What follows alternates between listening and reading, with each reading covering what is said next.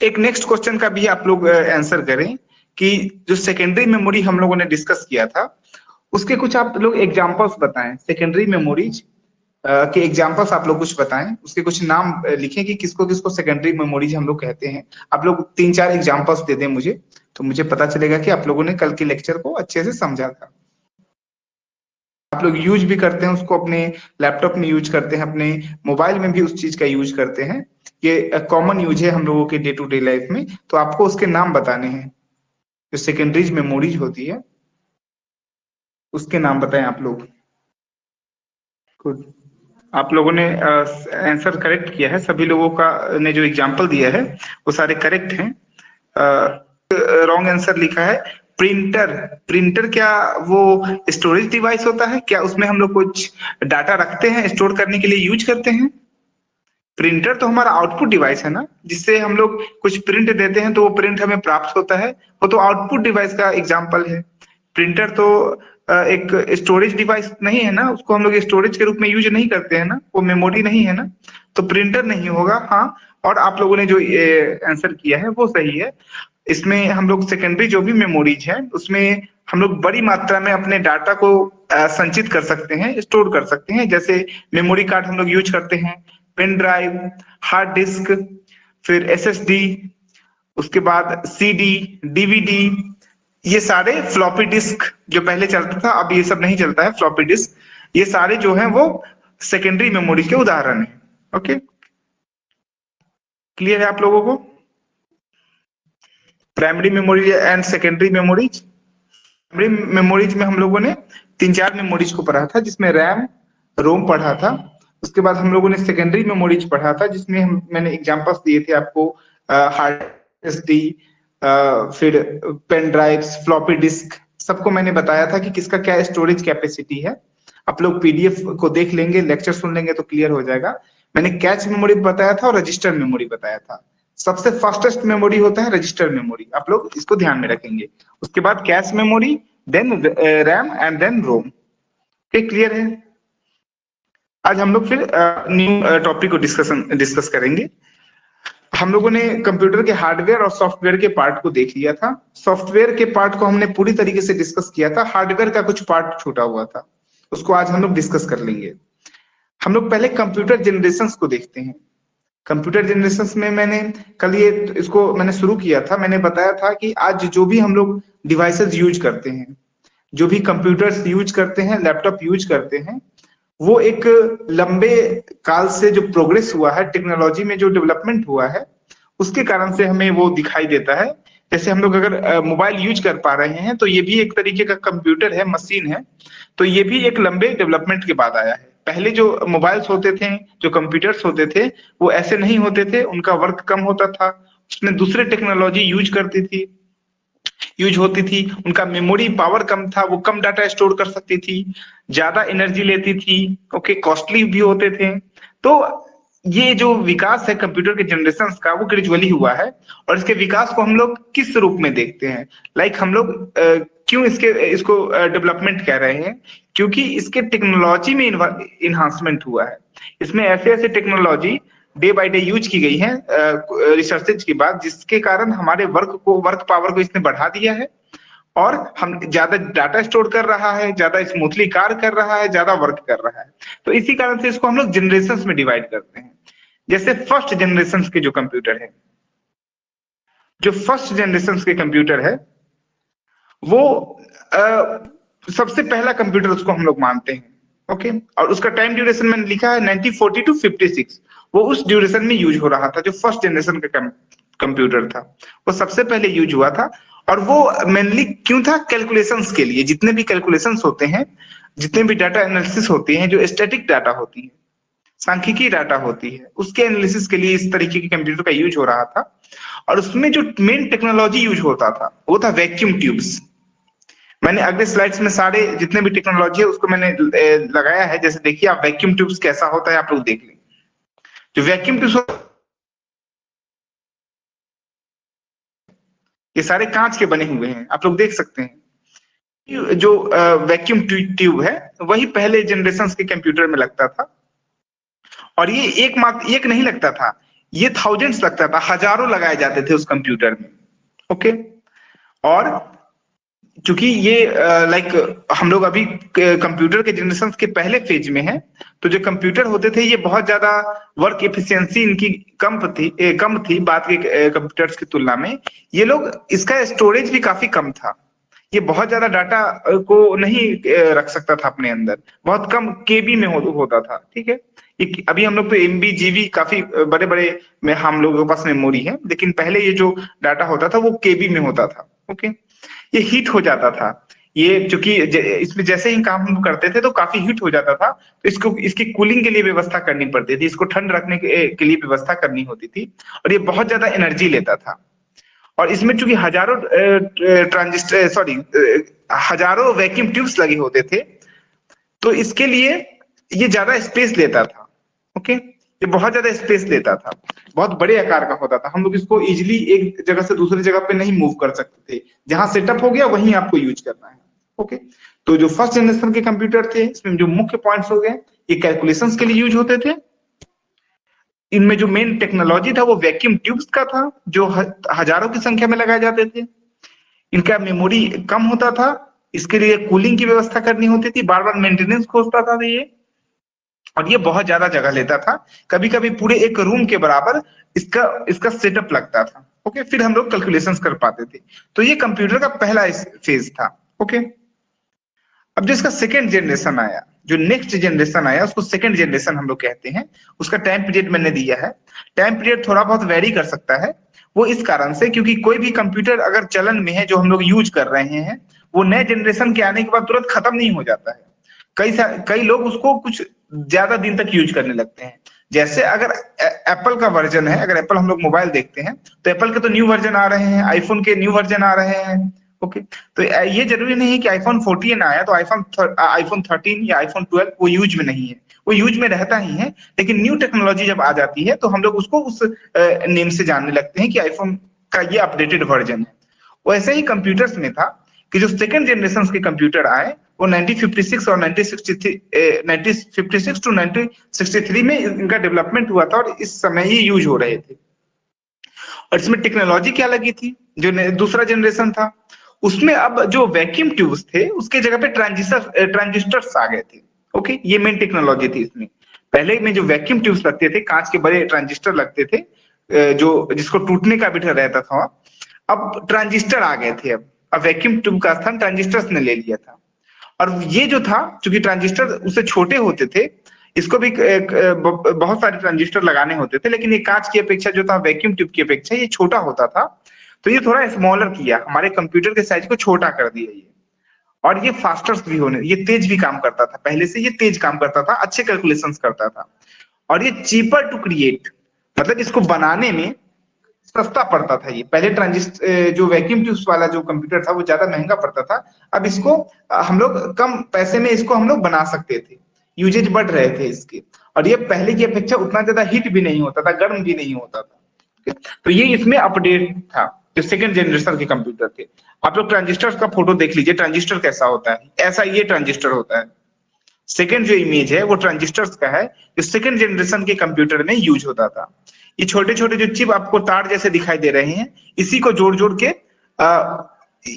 उस टेक्नोलॉजी को यूज में लाया जाता था। ओके, तो ये सेकंड जनरेशन के कंप्यूटर थे। फर्स्ट जनरेशन में हम लोगों ने वैक्यूम ट्यूब्स को देखा, सेकंड जनरेशन में हम लोग ने जो वर्जन देखा है वो ट्रांजिस्टर्स के रूप में देखा है। जो थर्ड जनरेशन आया कंप्यूटर का, जो तीसरा जनरेशन है, उसमें और अपडेट हुआ, नए नए टेक्नोलॉजी आती है तो हम लोग अपडेट करते हैं चीजों को। जैसे अगर आईफोन 13 आया, आईफोन 14 आया, तो उसमें कुछ चेंजेज है, इस कारण से उसका नया वर्जन लाया गया है, उसमें कुछ अपडेट किया गया है, कुछ चीजों को अच्छा बनाया गया है। वैसे ही कंप्यूटर्स के रूप में भी हो रहा था। जैसे सेकंड जो जनरेशन है उसका मैंने टाइम पीरियड लिखा है 1964 टू 71, ये इसका टाइम पीरियड था। और इसमें क्या लगता था, इसमें आईसी लगता था। IC means integrated circuit. Integrated circuit क्या होता है, जैसे जो हम बहुत सारे जो ट्रांजिस्टर थे, पहले जो ट्रांजिस्टर लगते थे वो अलग अलग लगाए जाते थे, लाइक वो थोड़े से साइज में बड़े होते थे, इसलिए उनको अलग अलग लगाया जाता था। अब जो नया जो टेक्नोलॉजी आया उसमें जो ट्रांजिस्टर थे उनका साइज छोटा कर दिया गया और एक ही चिप पर, एक ही प्लेट पर कई सारे ट्रांजिस्टर्स को लगा दिया गया। उसी को कहते हैं इंटीग्रेटेड सर्किट। एक साथ सब जुड़े होते थे, एक ही चिप पर सभी लगे होते थे, ठीक है। तो इस कारण से उनको इंटीग्रेटेड सर्किट कहा गया। कई सारे ट्रांजिस्टर को एक ही चिप पे लगा दिया गया। आप लोग देख सकते हैं, उसका फिगर मैंने लगाया है। ये जो इसका थर्ड इमेज है वो आईसी का एग्जांपल है। अब एक ही चिप पे आप देख सकते हैं कि कई सारे ट्रांजिस्टर को उसी में इंस्टॉल किया गया है। तो ये अब ये क्या करेगा, ये जगह को भी कम कर देगा, ये साइज को छोटा कर देगा, क्योंकि ट्रांजिस्टर भी थे वो वैक्यूम ट्यूब से अच्छे थे, लेकिन ये फिर भी जगह ज्यादा लेता था। लेकिन जब आईसी आया, इंटीग्रेटेड सर्किट आया, तो इसने जगह को और छोटा कर दिया। सारे ट्रांजिस्टर को एक ही प्लेट पे इंस्टॉल कर दिया गया। तो ये ज्यादा कह सकते हैं कि ये अब कम स्पेस लेने लगा। और इसमें क्या क्या डेवलपमेंट किया गया कि ये जो अब ये जो कंप्यूटर थे ज्यादा रिलायबल थे, लाइक ये अच्छे से यूज कर सकते थे, इस पे हम भरोसा कर सकते हैं कैलकुलेशंस के मामले में या किसी भी डाटा के मामले में। ओके, ये फास्टर था। पहले के जितने भी जो दो जनरेशन के कंप्यूटर हम लोग देखे हैं उससे ज्यादा ये फास्टर था, ज्यादा जल्दी से ये एनालिसिस करता था डाटा का, ज्यादा जल्दी से कैलकुलेशंस करता था। ओके, स्मॉलर इन साइज, अब कंप्यूटर के साइज भी छोटे हो जाएंगे क्योंकि हम लोगों ने बहुत सारे चिप को एक ही प्लेट पे इंस्टॉल कर दिया है। मोर स्टोरेज, डाटा ज्यादा लेगा। मोर स्टोरेज मीन्स ये अपने अंदर ज्यादा डाटा को रख सकता था मेमोरी के रूप में। ये ज्यादा डाटा का भंडारण कर सकता था, ज्यादा प्रोग्राम्स रख सकता था। ओके, एक और महत्वपूर्ण चीज क्या हो गई कि अब हम लोग जो कंप्यूटर में जो निर्देश भेजते हैं, जो इंस्ट्रक्शंस डालते हैं कंप्यूटर में, we can use keyboard and mouse. Okay, instructions देने के लिए हम लोग कीबोर्ड और माउस का यूज कर सकते हैं। हम लोग कीबोर्ड और माउस जो आउटपुट डिवाइसेस है, पहले एक पंच डिस्क करके एक आता था, उसके द्वारा हम लोग इंस्ट्रक्शंस देते थे। पंच कार्ड करके एक आता था। अब हम लोग कीबोर्ड और माउस से दे सकते हैं इंस्ट्रक्शंस। ओके, तो थर्ड जनरेशन में क्या क्या इंपॉर्टेंट हुआ, इसमें इंटीग्रेटेड सर्किट आ गया, कई सारे ट्रांजिस्टर एक ही चिप पे लगने लगे, ये रिलायबल हो गया ज्यादा पहले से, फास्टेस्ट हो गया, फास्टर हो गया, साइज छोटा हो गया, ज्यादा ये मेमोरी अब ले रहा है, ज्यादा ये डाटा रख रहा है, कीबोर्ड और माउस भी के द्वारा इनपुट दिया जा रहा है। तो ये तीसरा इसका डेवलपमेंट था। जो फोर्थ जनरेशन कंप्यूटर क्या आया, जो फोर्थ जनरेशन जिसको हम लोग मानते हैं कि 1972 टू 2010 तक चला है, अभी भी बहुत सारे लोग यूज करते हैं फोर्थ जनरेशन के कंप्यूटर को। उसमें क्या हुआ, उसमें माइक्रो प्रोसेसर आ गया। माइक्रो प्रोसेसर, माइक्रो किसी चीज में लग जाता है तो आप लोग जान जाइए कि उसका बहुत छोटा रूप, ठीक है। मिनी माइक्रो, माइक्रो जब लगता है तो बहुत सारे छोटे छोटे उसमें चिप लगे होंगे, ट्रांजिस्टर लगे होंगे। ओके, इसको ही हम लोग सीपीयू कहते हैं। जो माइक्रो प्रोसेसर आया उसी को हम लोग कभी कभी सीपीयू कह देते हैं कि सीपीयू का ये जमाना आ गया है। तो सीपीयू में माइक्रो प्रोसेसर लगे होते हैं, ठीक है। और एलोंग विथ इंटीग्रेटेड सर्किट, और इसमें बहुत सारे सर्किट को एक साथ जोड़ दिया गया है, इसको बहुत छोटा कर दिया गया। आप लोग इसका इमेज देखिए, ये देखिए माइक्रो प्रोसेसर इसको कहते हैं। जो फोर्थ इमेज है मैंने अभी सर्कल किया है, ये माइक्रो प्रोसेसर है। आप देख सकते हैं कितने छोटे छोटे ट्रांजिस्टर्स को एक साथ लगा दिया गया है एक ही चिप पे, ये साइज को और छोटा कर दिया, इसको माइक्रो प्रोसेसर कहते हैं। ओके, और चूंकि जब साइज छोटा हो गया तो उसका कह सकते हैं कि अब हम लोग लैपटॉप्स को भी यूज करने लगे। जो आप लैपटॉप देखते हैं, नहीं तो लैपटॉप पहले कंप्यूटर के जितना भारी हो जाता, और पहले के लैपटॉप देखे होंगे आप लोग कि पहले के लैपटॉप जो आज से 10 साल पुराने हैं, 12 साल पुराने हैं, वो थोड़े भारी भी होते थे। अब का जो लैपटॉप है वो और पतला होते गया है, अब और कम वेट का होते गया है। ओके, तो ये सारे टेक्नोलॉजी के कारण होते हैं। तो जो माइक्रो प्रोसेसर इंट्रोड्यूस हुआ उसके कारण से हम लोग लैपटॉप भी यूज कर सकते हैं। एक और क्या फैसिलिटी आई, जीयूआई की फैसिलिटी आई, जीयूआई। ओके, अब ये क्या होता है जीयूआई, मैं डिस्कस कर दे रहा हूं। जीयूआई मतलब होता है ग्राफिक्स यूजर इंटरफेस। अब यूजर इंटरफेस क्या होता है, यूजर इंटरफेस जो होता है, जैसे हम लोग जैसे ही कंप्यूटर ऑन करते हैं तो हमारे सामने जो इंटरफेस खुल के आता है उसी को हम लोग यूजर इंटरफेस कहते हैं। फिर हम लोग वहां से रिफ्रेशिंग का ऑप्शन आता है, हम लोग उसको कह सकते हैं शट डाउन कर सकते हैं, हम लोग बहुत सारे एप्स को देख सकते हैं। तो पहले ये नहीं होता था, पहले हम लोगों को कुछ कीज आते थे, कुछ कैरेक्टर्स आते थे, कुछ डिजिट आते थे। लेकिन अब ये नया जो जनरेशन आया उसमें जीयूआई आया है, ग्राफिक्स यूजर इंटरफेस। अब हमारे सामने कुछ ग्राफिक्स खुलकर आते हैं। ओके, तो ये एक अपडेट था। अब ये पहले से ज्यादा फास्टेस्ट था। इसका जो ये जो गर्म होता था ये बिल्कुल ना के बराबर गर्म होता था, बहुत ज्यादा इसको कूलिंग की आवश्यकता नहीं होती थी। ओके, और लेस मेंटेनेंस, इसमें बहुत ज्यादा बार बार ये खराबी नहीं आती थी। ओके, बहुत ज्यादा इसको रिपेयर करवाने की आवश्यकता नहीं होती थी ज्यादा, अब हम इस पे रिलायबल हो गए थे। और ये सभी तरह के हाई लैंग्वेजेज यूज कर सकते थे, जो भी कोडिंग किए जाते हैं वो हाई लैंग्वेजेज में किए जाते हैं। तो ये जो कंप्यूटर था इसमें हम सारे हाई लैंग्वेजेज को यूज कर सकते हैं, ये सारे हाई लैंग्वेज को एनालिसिस कर सकती है, उसको वो कह सकते हैं प्रोसेस कर सकती थी। तो ये 4th जनरेशन के कंप्यूटर थे। क्लियर है? तो 4th जनरेशन के कंप्यूटर में मुख्य क्या है, माइक्रो प्रोसेसर आ गए। अब हम लोग इसी कारण से लैपटॉप्स और लैपटॉप्स यूज करने लगे। जीयूआई है, ग्राफिकल यूजर इंटरफेस आया, फास्टेस्ट हो गया, इसके हीट बिल्कुल नहीं करता था, इसमें लेस मेंटेनेंस की आवश्यकता होती थी, और ये हाई लैंग्वेज यूज कर सकता था ये कंप्यूटर। ओके, तो ये 4th जनरेशन था। और 5th जनरेशन अगर हम कंप्यूटर की देखें जो अभी तक चल रहा है, 2010 से लेकर अभी तक चल रहा है, इसमें क्या टेक्नोलॉजी यूज की गई? आप लोग हमेशा भी सुनते होंगे artificial intelligence. Artificial intelligence, chat GPT का आप लोगों ने नाम सुना होगा। तो जो चैट जीपीटी है वो तो एकमात्र एक ऐप है। ओके, ऐसे बहुत सारे हजारों ऐप्स बन गए हैं जो आर्टिफिशियल इंटेलिजेंस पे वर्क करते हैं। आर्टिफिशियल इंटेलिजेंस क्या होता है? ये एक ऐसा अब प्रोग्रामिंग किया गया है, ऐसा सॉफ्टवेयर डेवलप किया गया है जिसको अब ज्यादा इंस्ट्रक्शन की जरूरत नहीं पड़े, वो खुद ही अब कार्य को समझ के अपने हिसाब से संचालित हो जाती है। जैसे the primary purpose of this generation of computer is to make a device more capable of self organisation. अब वो चीजों को खुद से ऑर्गेनाइज कर दे रहा है कंप्यूटर। अब एआई के द्वारा वो चीजों को खुद से ऑर्गेनाइज कर रहा है, खुद से सीख रहा है, वो चीजों को सीख भी रहा है। ओके, और वो कह सकते हैं कि वो सजेशंस भी देता है, जैसा इन्वायरमेंट होता है, जैसा कह सकते हैं कि सिचुएशन होता है, वो सजेशंस भी देता है, वो रिस्पॉन्स भी करता है। ओके, तो जो 5th जनरेशन के जो कंप्यूटर्स थे वो ज्यादा एडवांस्ड हो गए हैं। अब वो सेल्फ ऑर्गेनाइज कर रहे हैं खुद को, ज्यादा कह सकते हैं कि वो खुद से सीख कर हमें नए नए रिजल्ट्स दे रहे हैं। बहुत कम समय में हमें हमारे सामने हजारों वो रिजल्ट्स उपलब्ध करा देते हैं जो आर्टिफिशियल इंटेलिजेंस है। ओके, और ये किस चीज पे बेस्ड था? यूएलएसआई, अल्ट्रा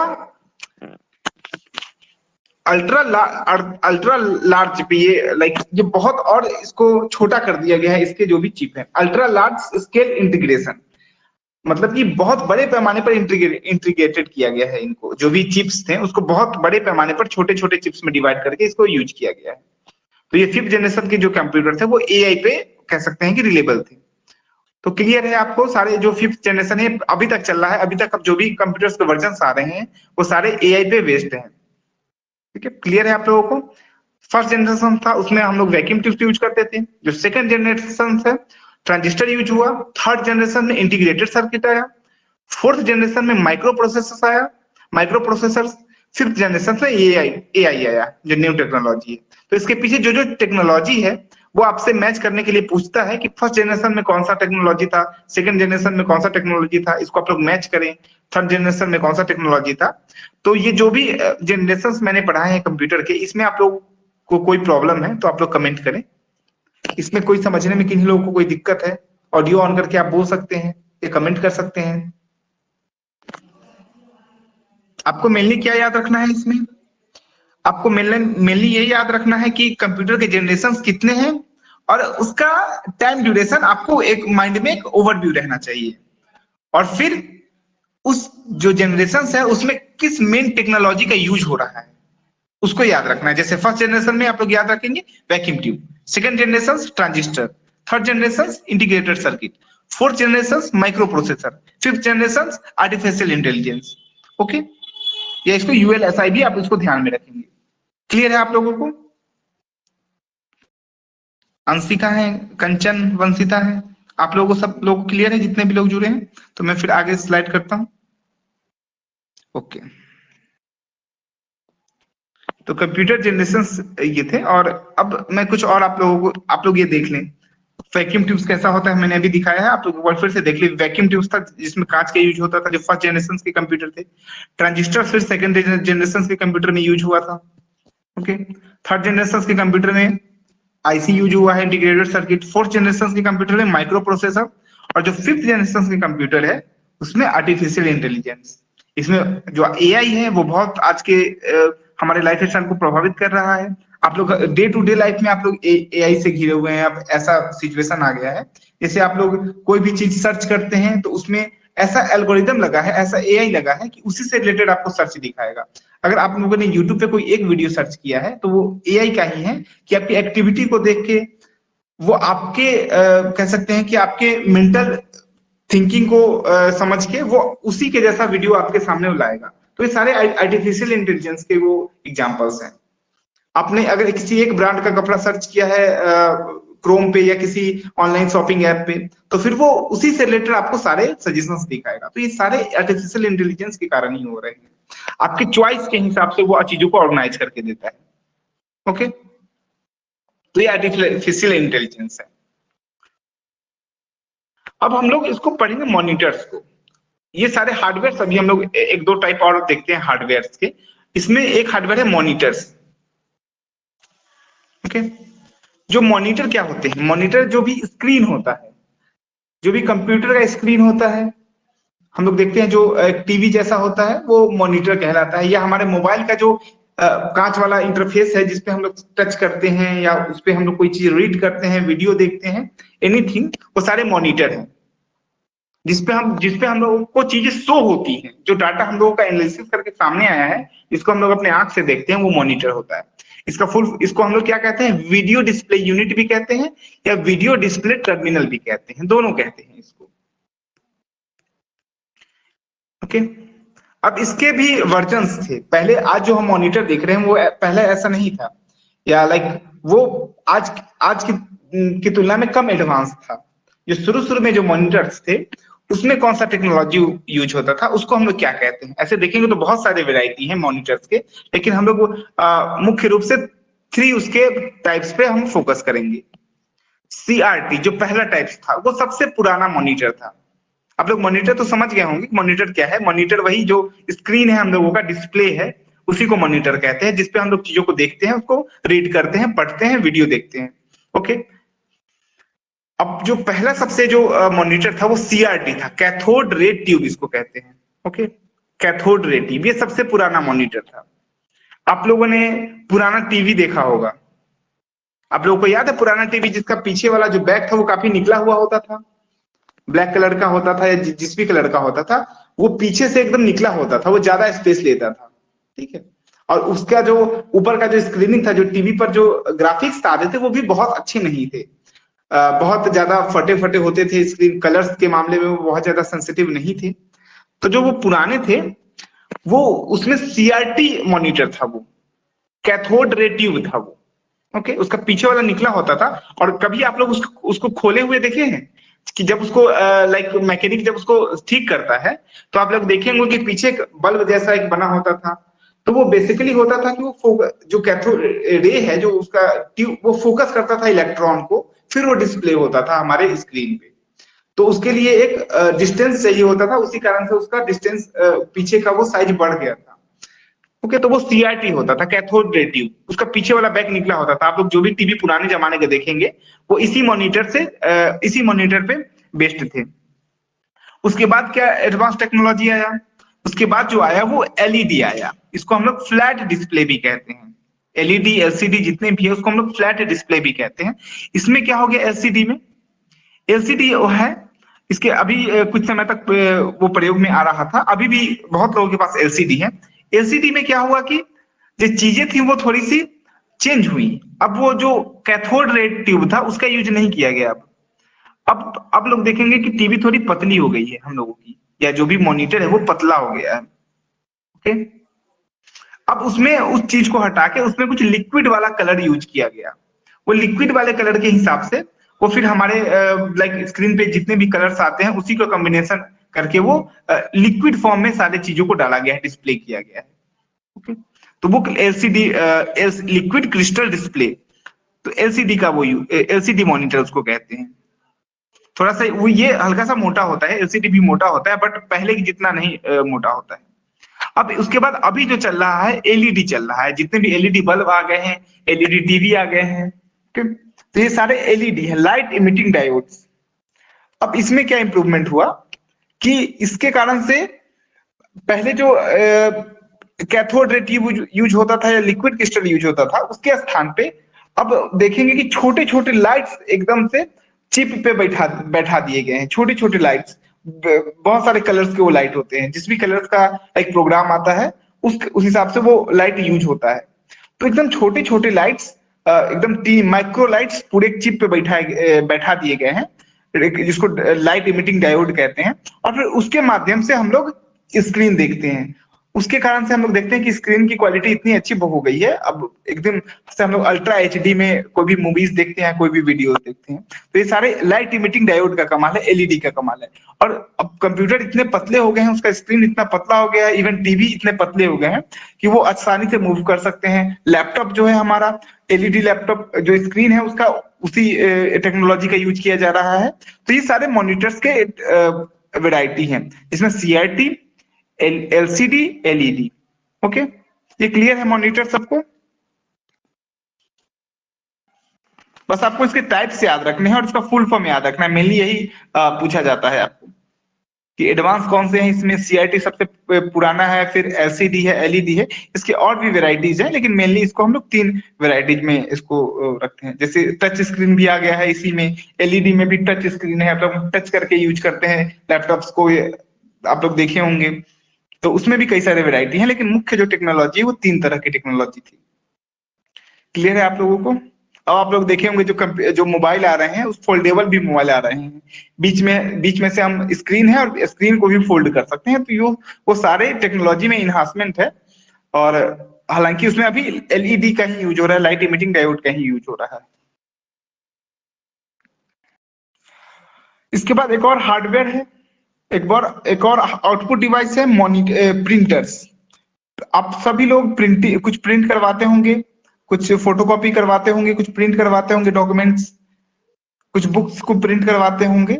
तो जो प्रिंटर्स हैं ये भी एक आउटपुट डिवाइसेस है। क्यों? क्योंकि इससे हम लोगों ने कुछ डाटा भेजा है और हमें कुछ आउटकम मिल रहा है, कुछ चीजें हमें प्राप्त हो रही हैं। हम लोगों ने इंस्ट्रक्शन दिया है कुछ इनपुट डिवाइसेस के माध्यम से, और ये जो प्रिंटर है उसको लगा के हम लोग उस इंस्ट्रक्शंस को, उस डाटा को हार्ड कॉपी में प्राप्त कर रहे हैं। तो ये प्रिंटर जो है तो ये भी आउटपुट डिवाइस है।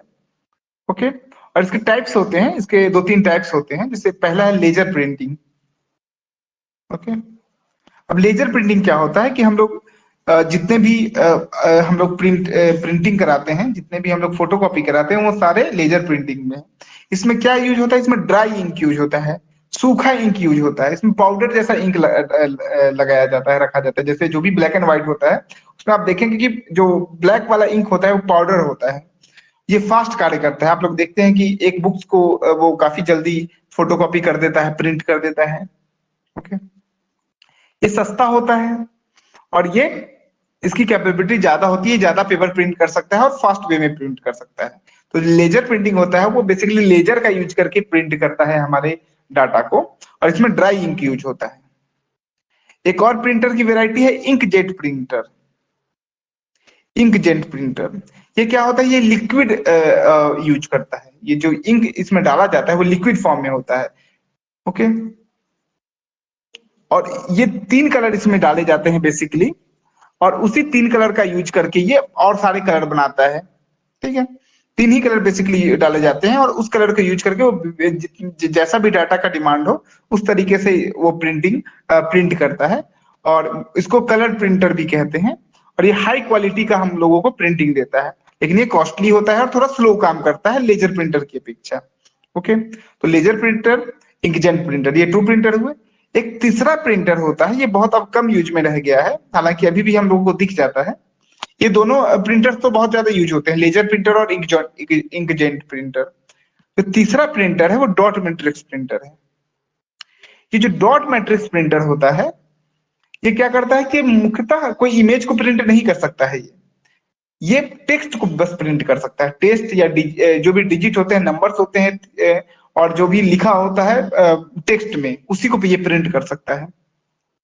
ये सस्ता होता है और ये स्लो होता है और आवाज करता है। जैसे आप लोग ने कभी रेलवे स्टेशन पे गया होगा आप लोग, और आप लोगों ने कभी जनरल टिकट लिया होगा, तो उस समय आप लोग देखे होंगे कि वो जो प्रिंटिंग करते हैं तो एक आवाज सी आती है, फिर वो धीरे धीरे करके कागज निकलता है उस प्रिंटर से, ठीक है। जैसे ही उसने वो कहीं लाइक आपको किसी चीज की टिकट चाहिए होती है, जब उसको इनपुट दिया जाता है तो वो प्रिंटर होता है, एक आवाज के साथ आपको टिकट निकाल के देता है, धीरे धीरे वो टिकट निकलता है। तो वो जो प्रिंटर लगाया गया है वो इंकजेट प्रिंटर है। ये स्लो होता है और आवाज करता है। और भी इसके एग्जाम्पल है, जैसे कहीं बहुत सारे अभी जगह जहाँ बिल काटे जा रहे हैं, या बिजली बिल बिजली ऑफिस में भी जाएंगे जहाँ पे बिल जमा होता है जो पहले के हैं, वो भी इसी प्रिंटर का यूज करते हैं। वो भी लाइक बहुत, और उसके एक और उसका एक क्या है कि उसके साइड्स में देखेंगे आप, उसका साइड देखेंगे तो एक होल होगा साइड साइड में। ओके, आप टिकट को देखे होंगे, या बहुत सारे आपके मार्कशीट भी बहुत जगह निकाले जाते हैं, वो इसी तरीके से निकाले जाते हैं। तो वो इंकजेट प्रिंटर, वो डॉट मैट्रिक्स प्रिंटर होते हैं। ओके, रेलवे टिकट होता है, जो बिल होता है, अभी भी इसका कहीं कहीं यूज हो रहा है, बट ये काफी स्लो होता है और आवाज करता है, ठीक है। तो ये 3 मेन प्रिंटर्स है, लेजर प्रिंटर, इंकजेट प्रिंटर और dot matrix printer. Okay, clear है?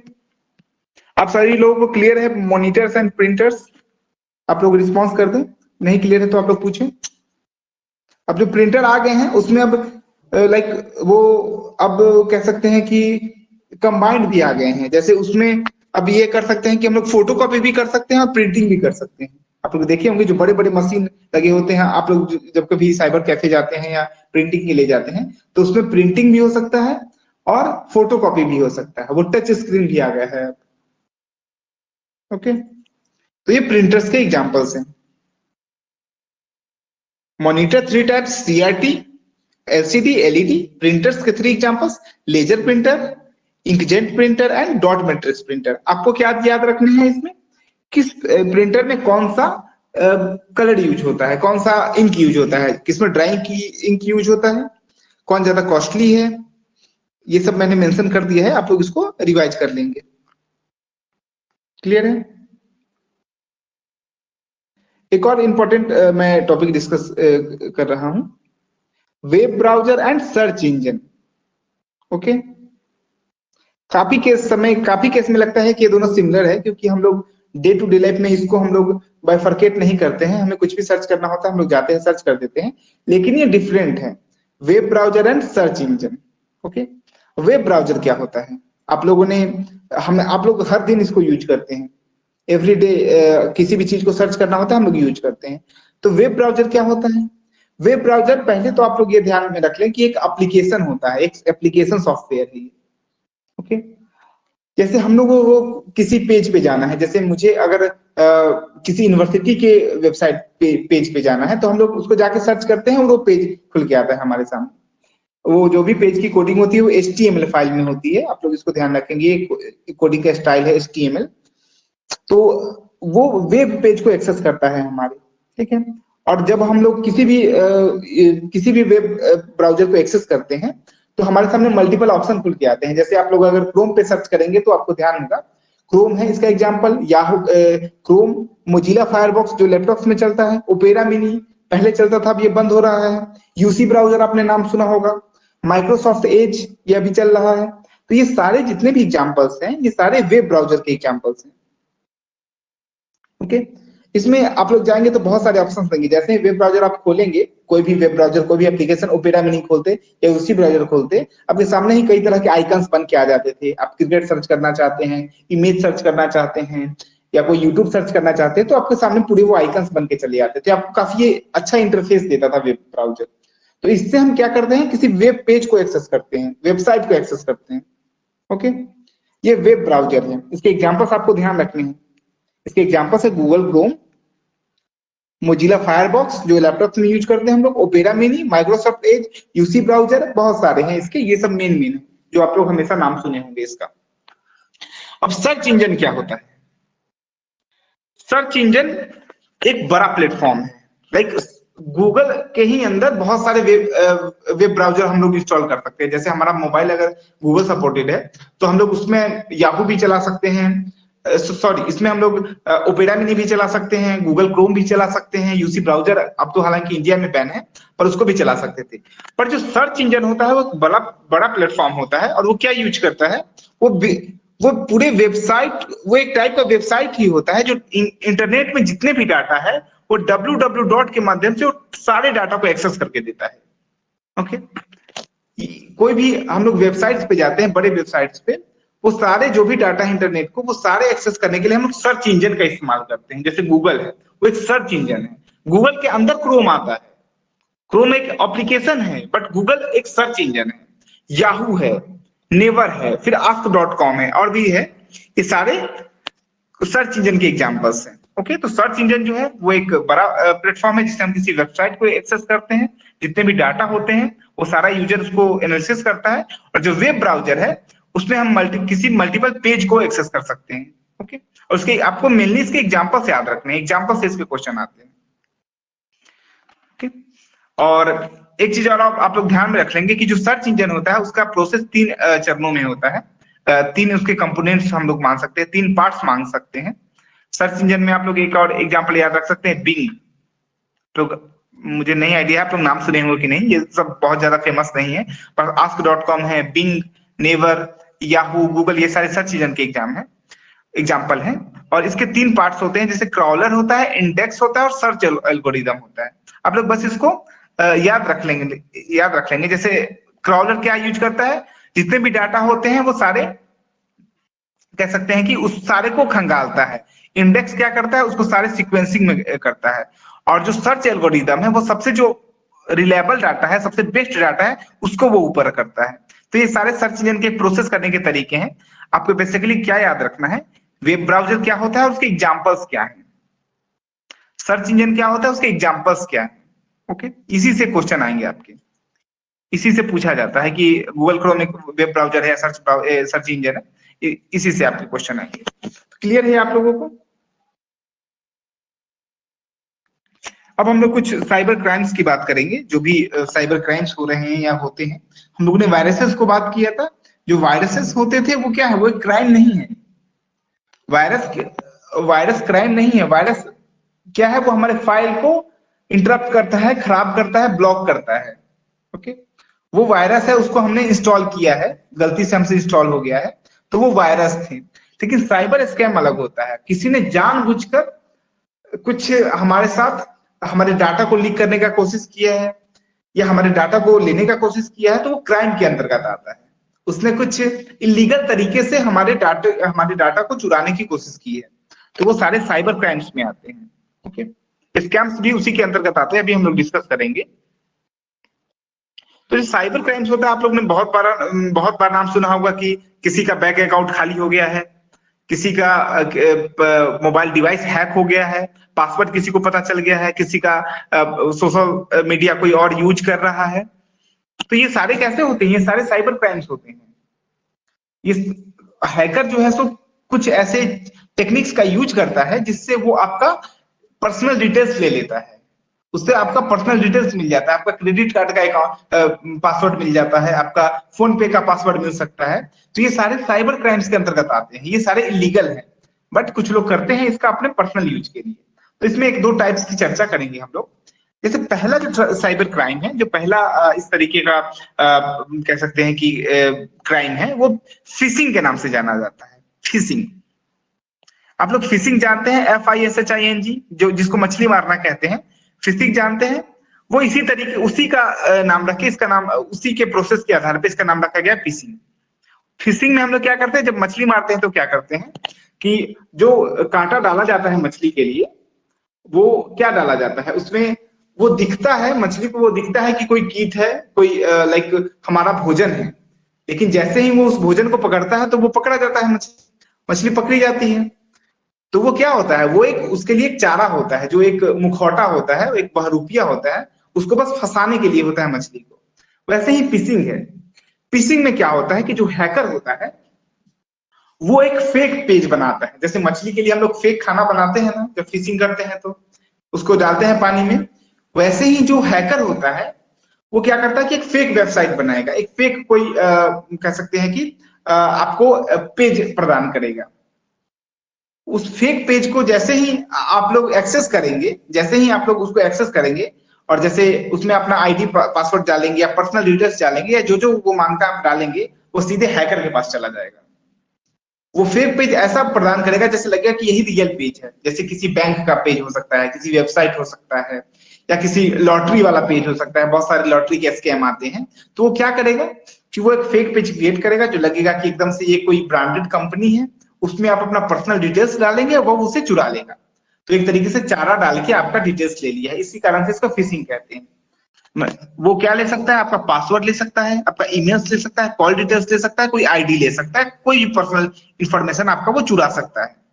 जैसे मैंने यहाँ पे इमेज डाला है, जैसे ये कोई अटैकर है, वो क्या किया कि आपको उसको आपका कहीं से ईमेल मिल गया। आप लोग हम लोग ईमेल का हमेशा यूज करते हैं किसी भी फॉर्म को भरने में, या इंटरनेट पे कहीं भी यूज करते हैं कोई वेबसाइट एक्सेस करने में।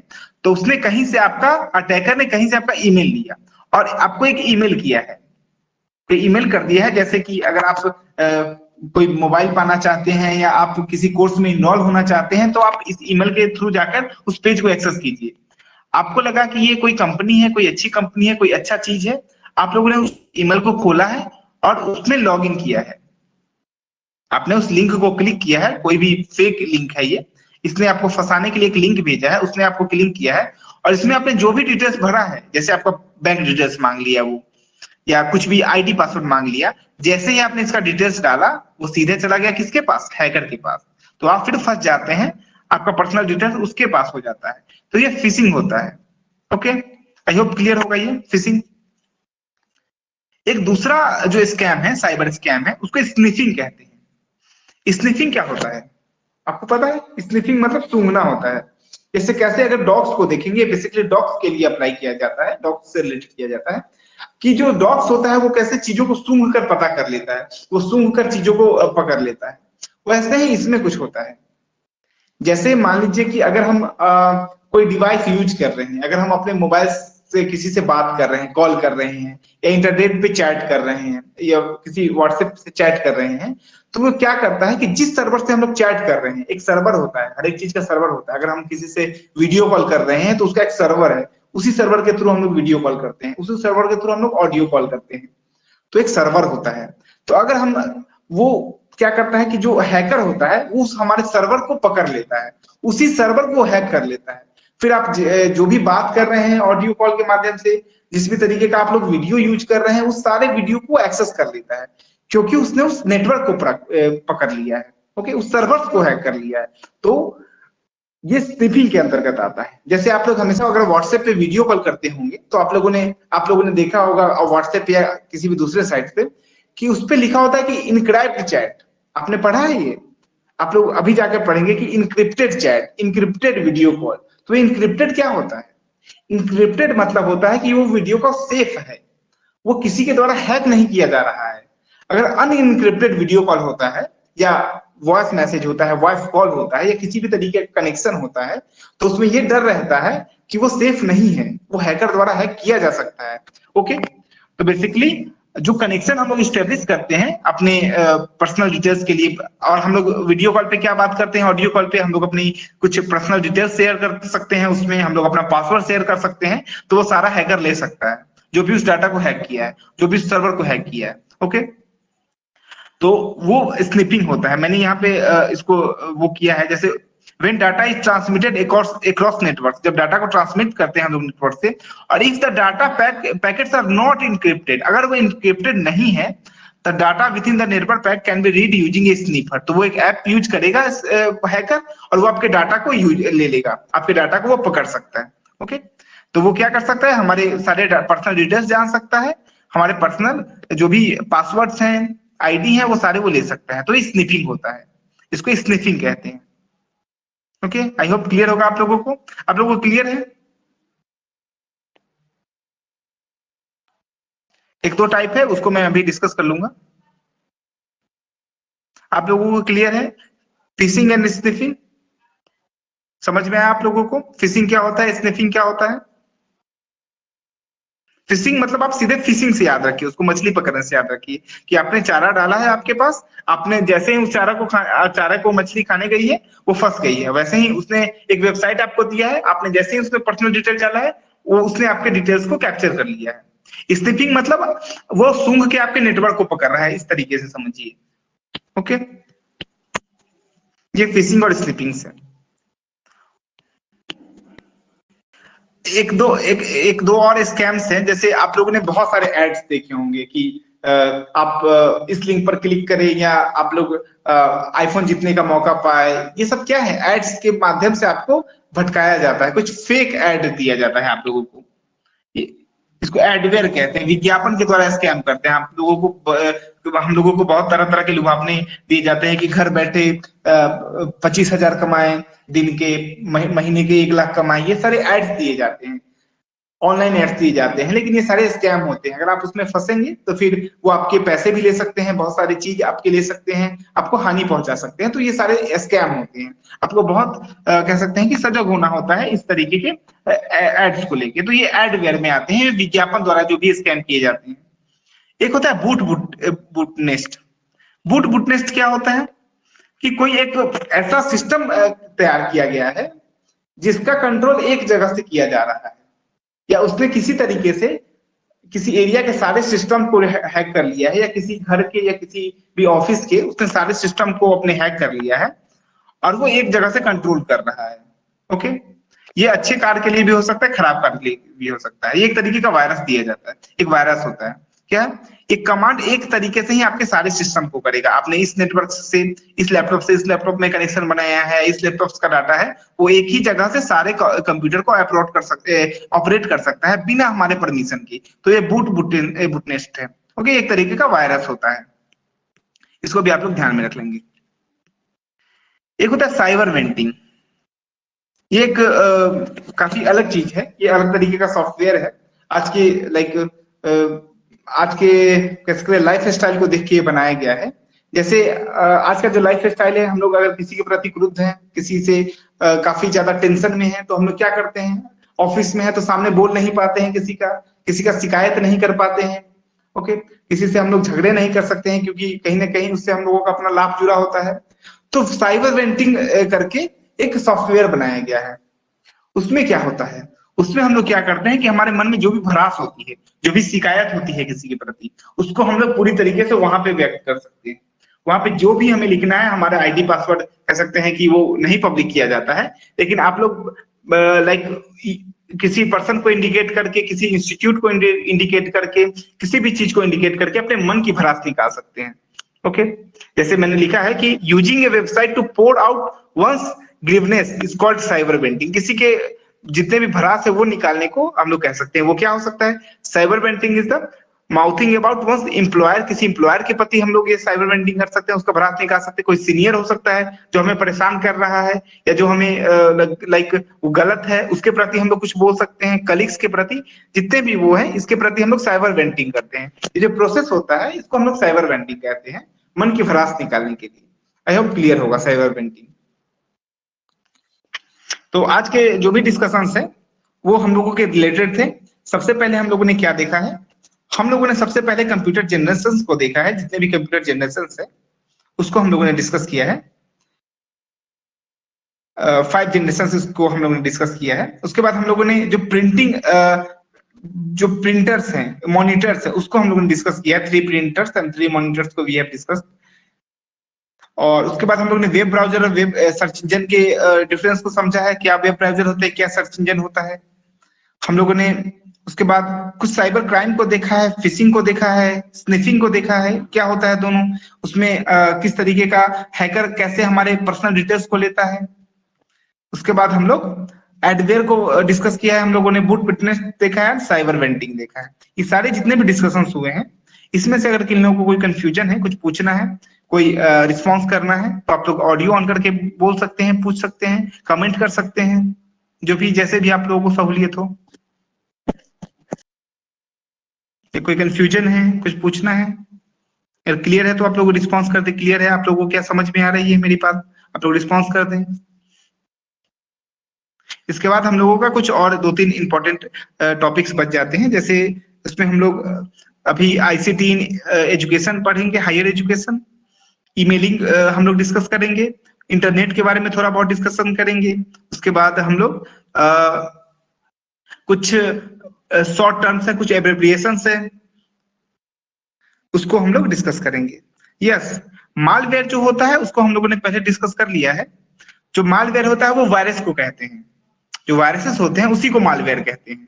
जितने भी वायरस है उसको मालवेयर कहते हैं, जो हमारे कंप्यूटर सिस्टम को पे अटैक करता है किसी भी माध्यम से। उसमें हम लोगों ने पढ़ा है ट्रोजन वायरस है, लॉजिक बॉम्ब है, रैंसमवेयर है, ये सारे मालवेयर हैं, सारे वायरस हैं। तो मालवेयर का वायरस का ही दूसरा नाम मालवेयर है।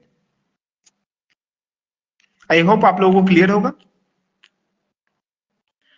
तो आप लोग पीडीएफ में अपलोड कर दूंगा, आप लोग उसको एक्सेस करके पढ़िएगा, रिवाइज कीजिएगा, वीडियोज अगर जहां नहीं समझ में आए फिर से देखिएगा उसको, और जो भी प्रॉब्लम होगी आप लोग हम लोग नेक्स्ट क्लास में उसको डिस्कस कर लेंगे। तो अभी के लिए फिर हम लोग आज की क्लास यहीं पे खत्म करते हैं।